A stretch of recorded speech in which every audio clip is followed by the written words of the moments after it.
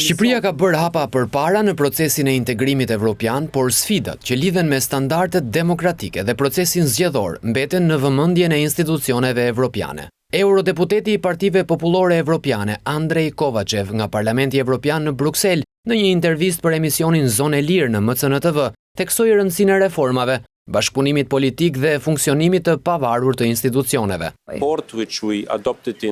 Shqipëria ka bërë përmirësime, të gjithë kapitujt janë hapur, presim që reformat e reja dhe ligjet që kërkojnë të implementohen dhe që partia në pushtet dhe opozita të punojnë bashkë për t'u antarësuar në BE, pasi ky është qëllimi i përbashkët. Kovačev e vë theksin tek mbështetja për punën e prokurorisë së posaçme dhe larg presionit politik.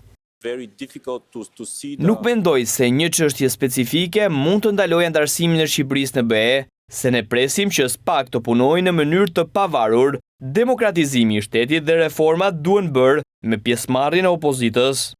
Eurodeputeti thot se Parlamenti Evropian i lexon me kujdes raportet e OSBE Odirit ku ndonse thuhet se zgjedhjet janë konkurruese, nënvizohet se janë kryer në kushte të pabarabarta, çka e bën të vështirë për të dalluar kufirin mes partisë dhe shtetit. Ai shton se në Shqipëri ka polarizim të thellë politik dhe se zëri i opozitës duhet të dëgjohet.